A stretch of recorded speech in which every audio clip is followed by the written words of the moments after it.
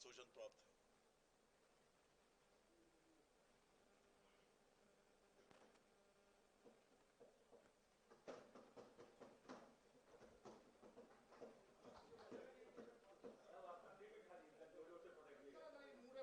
तोड़ मत दीजिएगा। नहीं हुजूर, हम ही लोगों को ना दिक्कत होगा तोड़ेंगे तो।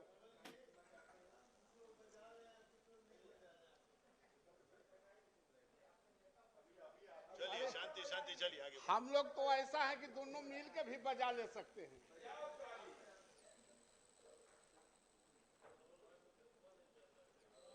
माननीय सभापति महोदय, मैं महामहिम राज्यपाल महोदय के अभिभाषण में कुछ अंश प्रस्तुत करने की सूचना मैंने आपको दिया है महोदय। जब आपने मुझे बोलने का अवसर दिया है,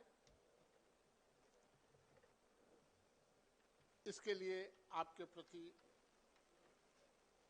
कोटि कोटि अभिनंदन करते हैं महोदय।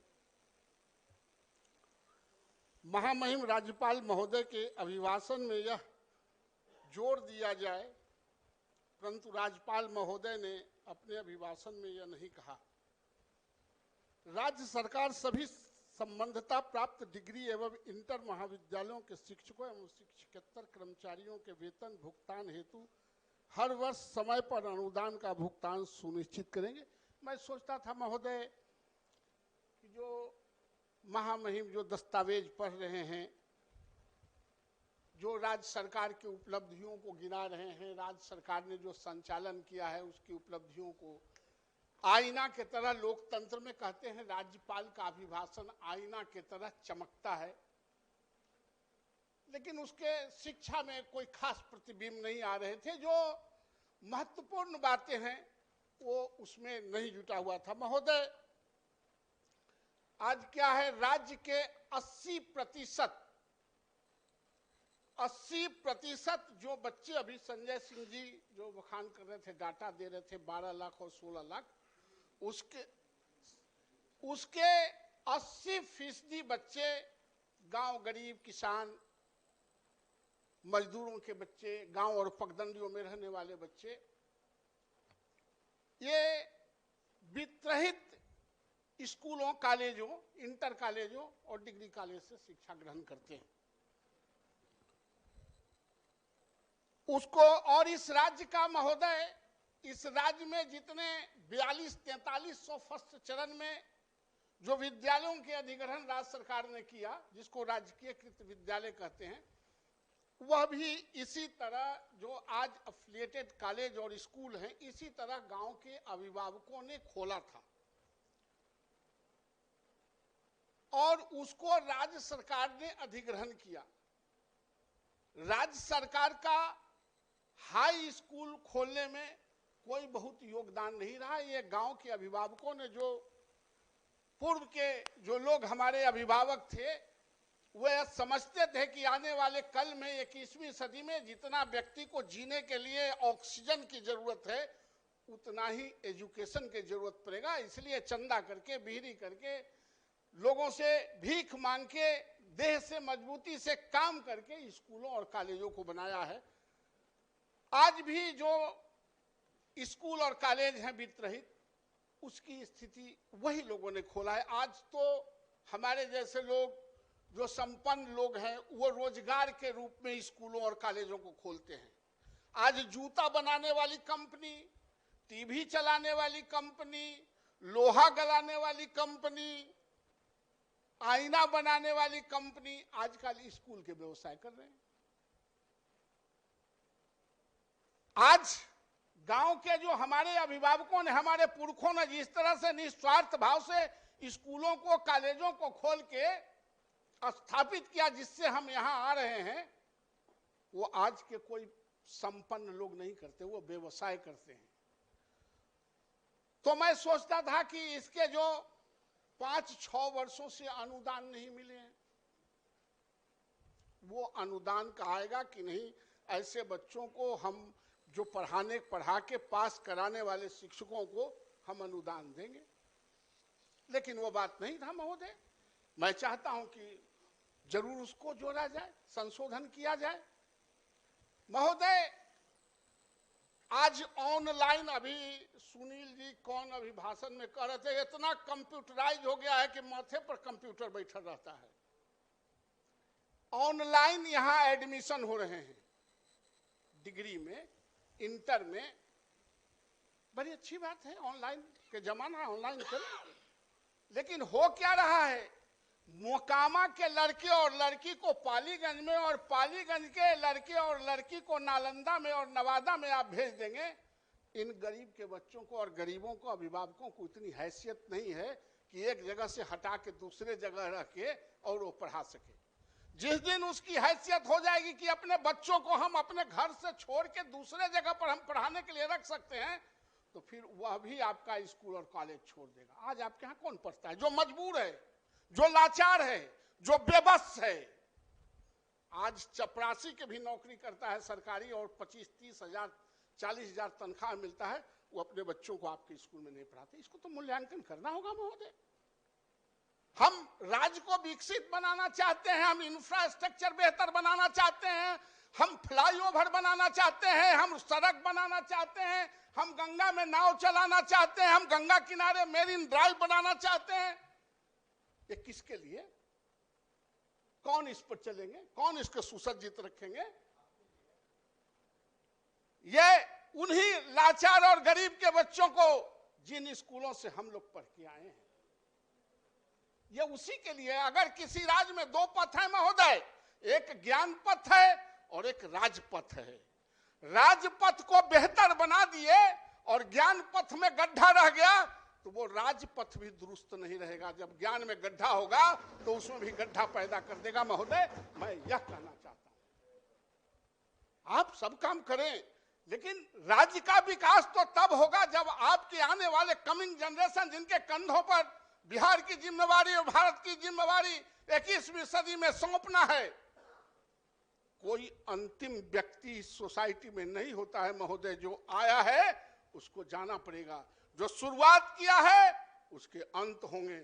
इसीलिए हर अभिभावकों ने अपने जनरेशन को आगे बढ़ाने के लिए उसको ट्रेंड करता है, और राज्य सरकार भी ट्रेंड करना चाहती है। आज स्कूलों में क्या है, राज्य सरकार ने स्कूलों को उत्क्रमित कर दिया।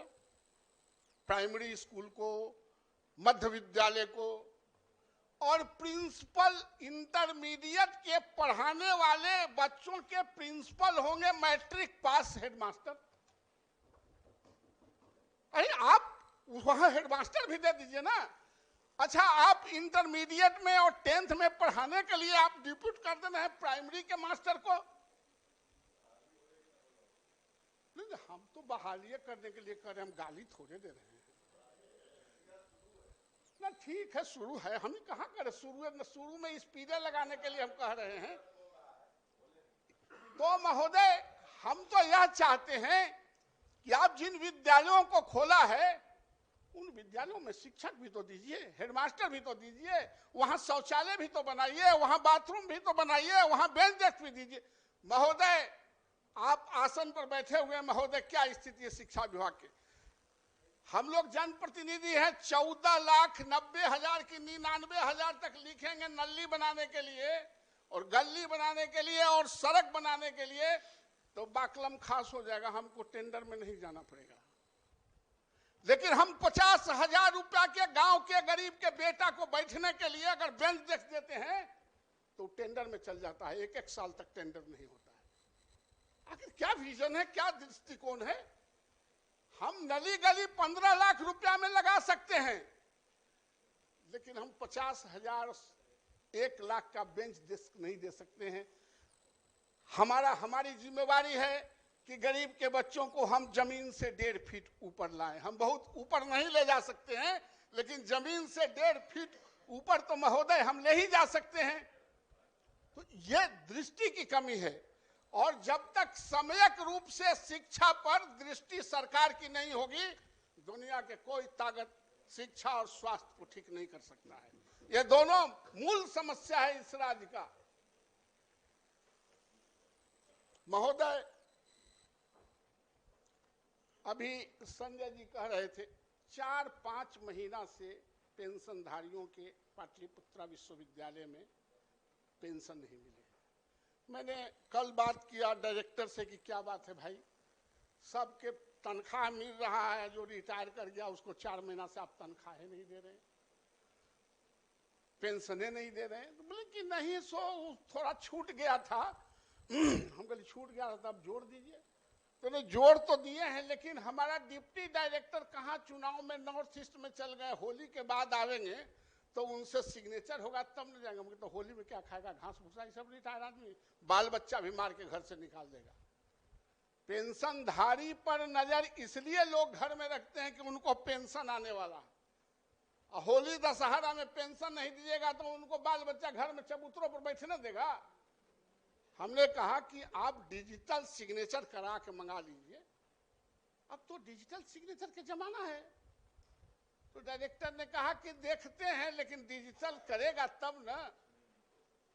तो यह स्थिति है महोदय, इस पर विचार करने की जरूरत है। महोदय,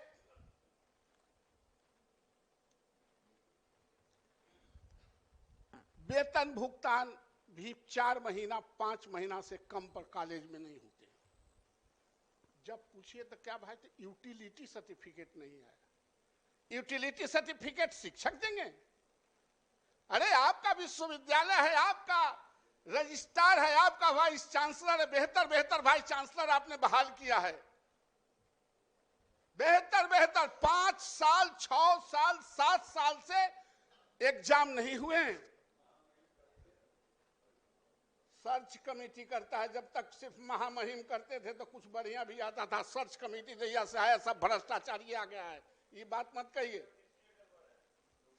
सारे भ्रष्टाचार के जमात हो गए हैं महोदय। विश्वविद्यालय आज विश्वविद्यालय में क्या है, सब सर्टिफिकेट छापने वाला, किताब खरीदने वाला, इलेक्ट्रॉनिक्स काम करने वाला, जितना व्यापारी देश भर के हैं वो यहाँ बिहार के विश्वविद्यालयों में घूम रहा है।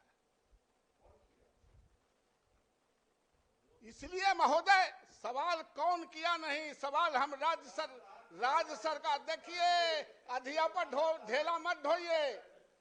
हम पूछते हैं अधिया पर ढोला ढोने से काम नहीं चलेगा, आप ही लोग ज्यादा मीठा बात करने वाले हैं। इसलिए महोदय हम विश्वविद्यालयों को दुरुस्त नहीं करेंगे, हम विश्वविद्यालयों को दुरुस्त नहीं करेंगे। हमारे यहाँ विश्वविद्यालय पढ़ाने के लिए नहीं, खरीद बिक्री के लिए बन जाएगा। 5-5 साल से एग्जामिनेशन नहीं हुआ है, आप कौन आपके यहाँ बच्चों को पढ़ाएगा? जो लाचार होगा वही पढ़ाएगा महोदय।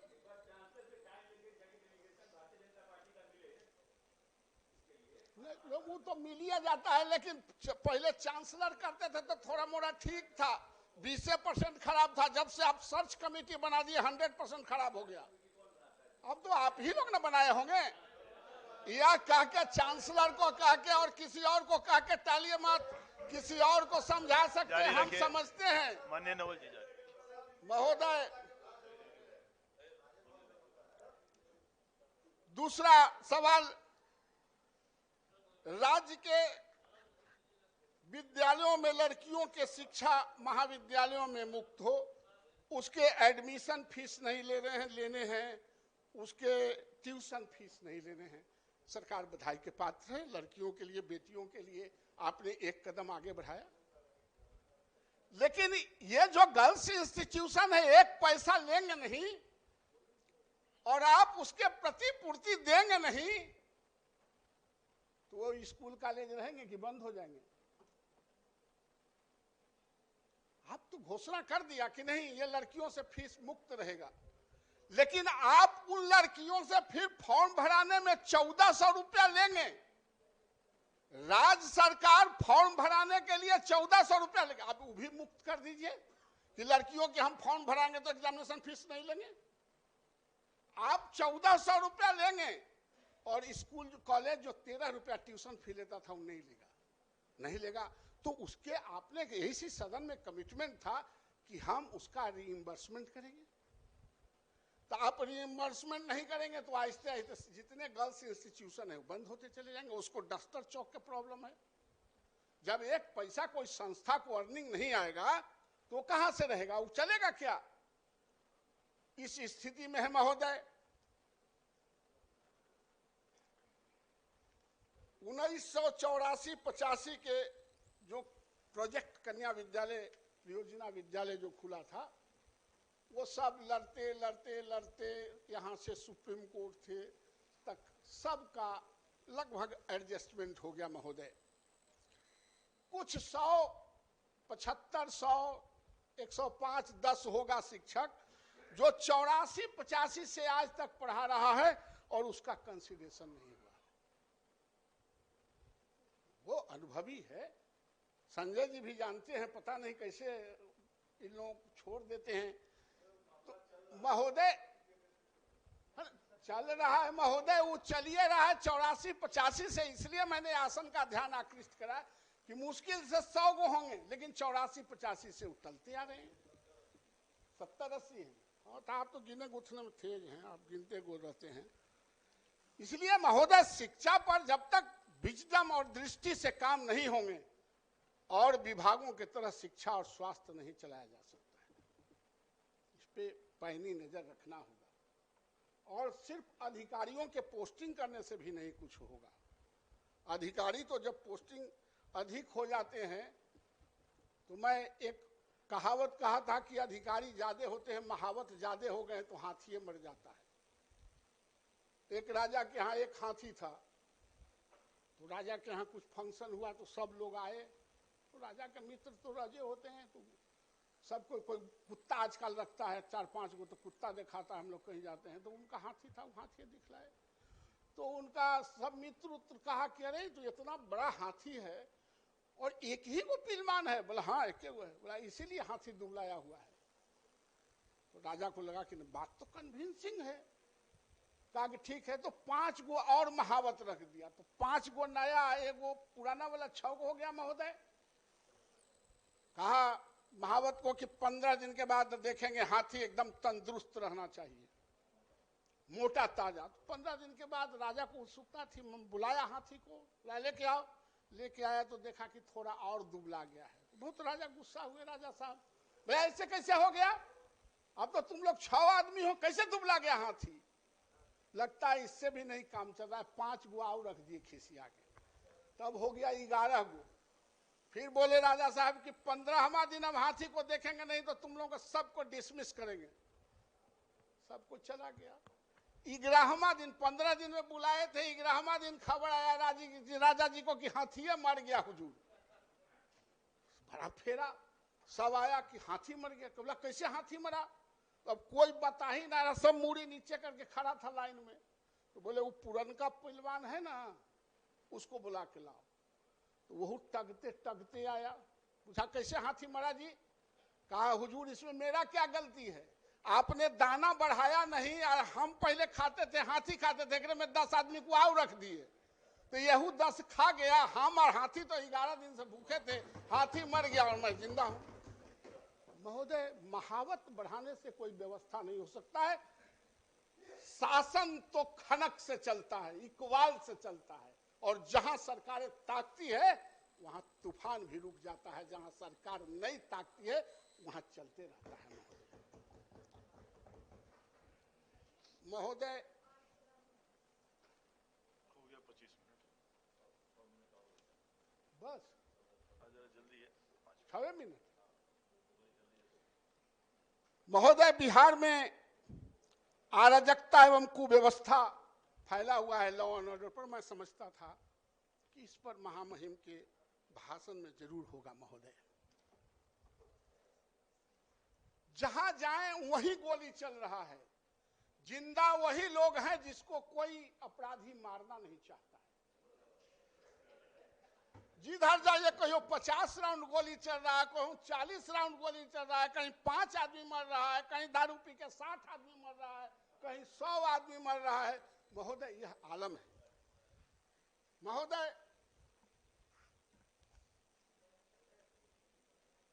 यह स्थिति है लॉ एंड ऑर्डर को का। नहीं जल्दी।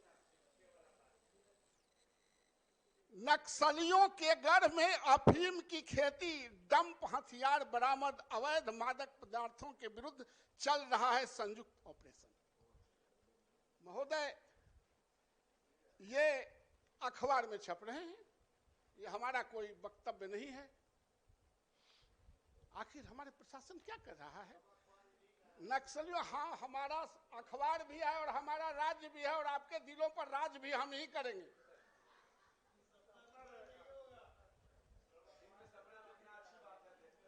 महोदय, मैं खाली हेडलाइन पढ़ देता हूं।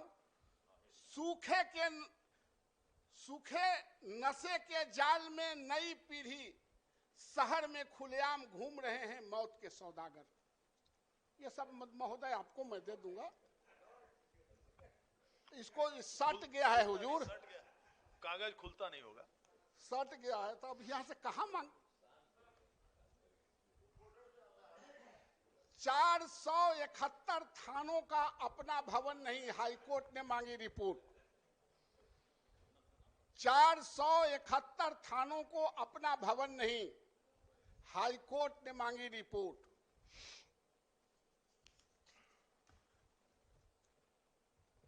समस्तीपुर में सेंट्रल बैंक के दिन दहाड़े 65 लाख लूटे गए। समस्तीपुर में सेंट्रल बैंक से दिन दहाड़े 65 लाख लूटे गए। महोदय, आपसे उम्मीद हम लोग यह नहीं करते हैं कि हमको कोई गोली मार के चल जाए उसको पकड़ ली। हम उम्मीद यह करते हैं कि हमको कोई गोली मारने की साहस नहीं करे। हम आपसे सुरक्षा चाहते हैं। हम एक्यूज को पकड़वाने के लिए हम हत्यारा नहीं है कि आप एक्यूज को पकड़ लीजिए। आपसे हम सुरक्षा की मांग करते हैं, हमको सुरक्षा देते हैं। हम सुरक्षित रहना चाहते हैं। ऐसा नहीं कि आप पकड़ लिए तो आपका काम खत्म हो गया। कह रहे हैं वो ठीक भले कह रहे हैं, लेकिन सरकार का पक्ष दूसरा है ना, कि जो गोली मारेगा उसको हर हाल में पकड़ा जाएगा। ये सरकार की नीति है, ये हम कहना चाहते हैं। और महोदय ये भी जो कोई चाहेगा, जो कोई गोली मार दे और सरकार और पुलिस उसको पकड़े नहीं, तो ये भी नहीं चलेगा। ये भी हम लोग कह देना चाहते हैं। महोदय, हमारे सोच में और मंत्री जी के सोच में फर्क है। हम यह कह रहे हैं कि आप गोली मारने का स्थिति क्यों पैदा होने दे रहे हैं? हम आपसे सुरक्षा की गुहार करते हैं। आप गोली मार ही देगा, किसी का बाल बच्चा को गोली मार देगा, आप उसको पकड़ लीजिएगा तो उसका बेटा थोड़े मिल जाएगा। महोदय, सरकार से सुरक्षा की मांग करते हैं।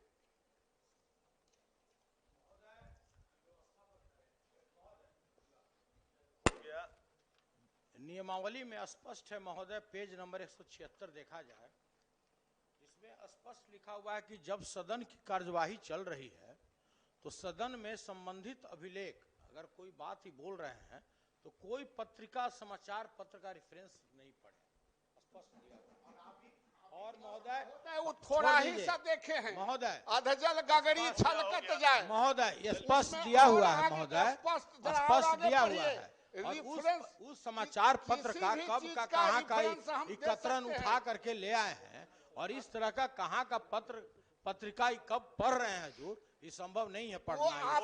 आपके समझदारी में नहीं अटेगा। माननीय नवल महोदय, कंक्लूड कर लीजिए। खुसरूपुर में शराब तस्करों के 2 गुटों में 50 राउंड की फायरिंग, 20 खोखे बरामद।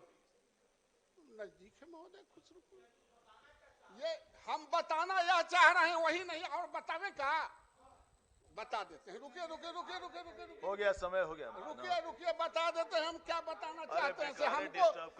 हमको और लोगों के तरह ट्रीट मत कीजिए सुनील जी। माननीय कारी साहब, हम बता रहे हैं। माननीय कारी साहब, अरे नहीं, अरे क्या है इसे सुनिए। माननीय कारी साहब बता दे रहे हैं। माननीय कारी, बैठिए, बता दे रहे हैं। माननीय कारी जी, आप जरा इधर मुखातिब होकर बात किया करें, आप हमेशा इधर उधर देखते हैं। मेहरबानी करें। महोदय, मैं तो कुछ शालीनता से मैं कह रहा था। मेरा कहीं से ये भाव नहीं है कि आपको हम डॉक में खड़ा करें। हम तो सुरक्षा चाहते हैं, हम तो सुविधा चाहते हैं। आप ही सरकार हैं, आप ही मालिक हैं, तो हम गुहार किससे करेंगे? लेकिन बात करते हैं कि कहां से लिया है। आप जरा जाके नेट पर देख लिया, औरंगाबाद जिले में बारूद प्रखंड के कंचनपुर ग्राम में समाधान यात्रा के दौरान सीएम पर कुर्सी के टुकड़ा फेंका। ये क्या लॉ एंड ऑर्डर है? क्या क्या लॉ एंड ऑर्डर है? आप हमको लॉ एंड ऑर्डर की बात करते हैं? उसी पर चर्चा है लॉ एंड ऑर्डर में। अरे बैठ जा, सुनील बैठ जा, जी, बैठ जा, सुनील सुनील जी, बाबू। आपसे ज्यादा हम दिन इस सदन को देखे हैं, हमको चलिए, आप चलिए। चकमा मत दीजिए। चलिए चलिए चलिए। महोदय, राजधानी पटना के बख्तियारपुर में बिहार के मुख्यमंत्री जी अपने गांव पर गए और एक विक्षिप्त आदमी ने घुस के सिक्योरिटी के लक्ष्य को तोड़ के और हाथ चला दिया। ये लॉ एंड ऑर्डर का मामला नहीं है, हम अपनी बात खाली कहते हैं इसलिए। महोदय, हो गया महोदय, एक आदमी, महोदय, हम ऐसे 10-20 घटनाओं को मैं बता सकता हूं महोदय,